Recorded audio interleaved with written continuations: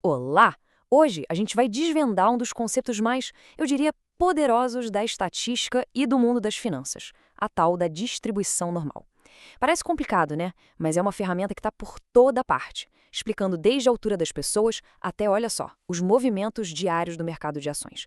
Bora descobrir como essa curva, que parece bem simples, pode na verdade revelar os segredos por trás da incerteza. Então, qual vai ser o nosso caminho? A gente começa com a ideia da curva das médias, depois vamos decodificar aquele famoso formato de sino, aí vamos conhecer uma espécie de régua padronizada e olha só que importante, vamos falar sobre um erro financeiro muito comum.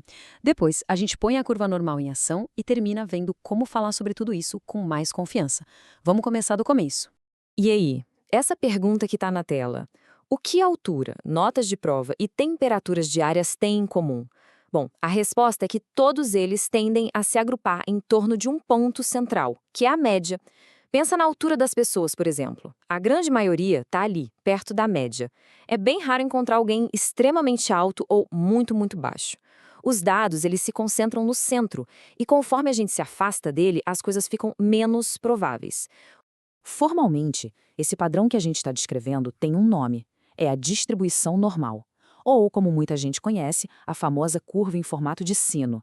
É um modelo que, olha, descreve inúmeros fenômenos do nosso dia a dia e, como vamos ver logo mais, é absolutamente fundamental no mundo das finanças.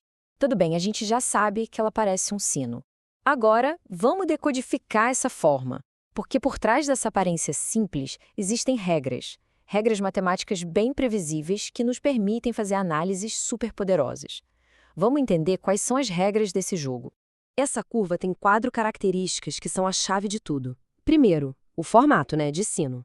Segundo, ela é o que a gente chama de unimodal. O que é isso? Significa que ela tem um pico só, bem no centro. E adivinha o que é esse pico? É a média dos dados. Terceiro ponto, simetria. O lado esquerdo é um espelho perfeito do lado direito.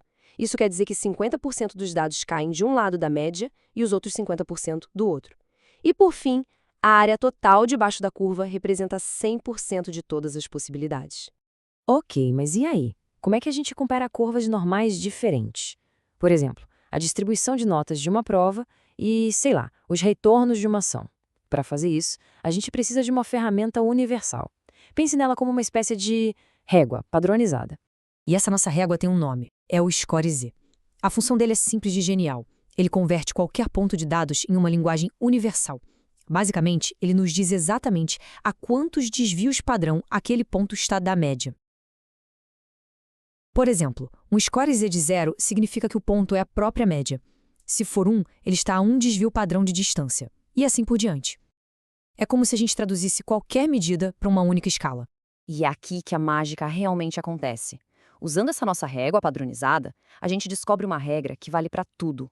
Em qualquer distribuição normal, cerca de 68% de todos os dados estão a, no máximo, um desvio padrão de distância da média. Certo. E se a gente for um pouco mais longe?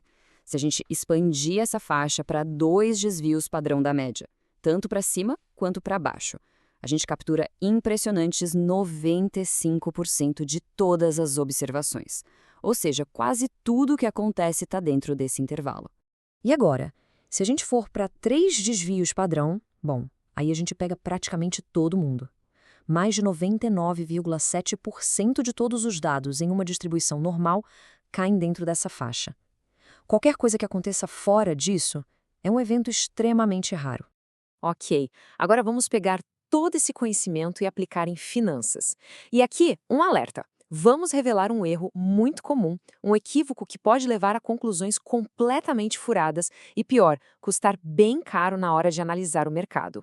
E aqui está o aviso. É um ponto que pode mudar completamente a forma como alguém analisa um ativo financeiro. Existe uma armadilha aqui, um erro fundamental que muita gente comete ao usar essa ferramenta. E o erro é exatamente este: aplicar a curva normal diretamente nos preços das ações. Preços, como a gente vê na coluna da esquerda, simplesmente não seguem uma distribuição normal. O que segue, ou pelo menos se aproxima muito, são os retornos, ou seja, a variação percentual do preço de um dia para o outro. São esses os dados que a gente precisa analisar para entender a probabilidade de verdade. E este gráfico ilustra o problema de forma brilhante. Se a gente pegar os preços diários do Ibovespa, por exemplo, e montar um histograma, o resultado não parece nem um pouco com o sino. É uma distribuição assimétrica, torta, com a qual a gente não pode usar as regras da curva normal. Mas, agora, vejam a mágica acontecer. Se a gente fizer o mesmo gráfico, só que dessa vez usando os retornos diários do Ibovespa, a imagem muda completamente. O que vemos agora é algo muito, muito próximo de uma curva normal perfeita, com os dados todos concentrados em torno de uma média. Agora sim, a gente tem com o que trabalhar. Beleza, agora que a gente tem a ferramenta certa em mãos, que são os retornos, vamos colocar isso em ação. Vamos analisar o mercado de verdade e responder a uma pergunta bem prática. A pergunta que a gente quer responder é exatamente esta. Se pegarmos um dia qualquer, com base nos dados históricos, qual é a probabilidade do índice Bovespa fechar com um retorno negativo, ou seja, em queda? A curva normal pode nos dar essa resposta. E o processo para encontrar essa resposta tem 3 passos bem simples. Primeiro, a gente identifica os dados. Qual é a média e o desvio padrão históricos?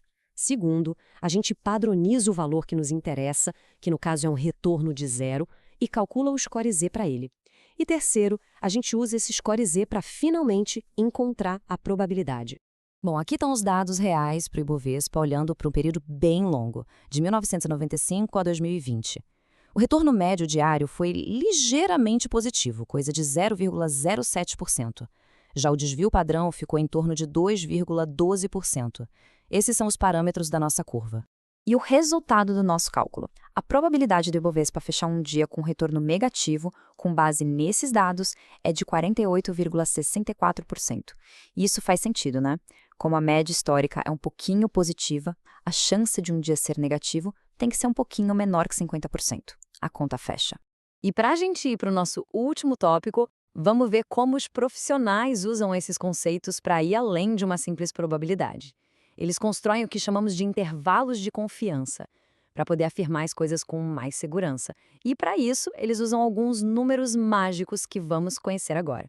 E estes são os números. Funcionam quase como uma tabela de consulta. Se um analista quer ter 95% de confiança na sua estimativa, ele vai usar um score Z de 1,96. Na prática, isso significa que ele está construindo um intervalo que vai de quase 2 desvios padrão para baixo da média até quase 2 para cima. Se a exigência for de 99% de confiança, o intervalo tem que ser ainda maior, usando um Z de 2,576. Isso aqui é um guia rápido para entender relatórios estatísticos e financeiros.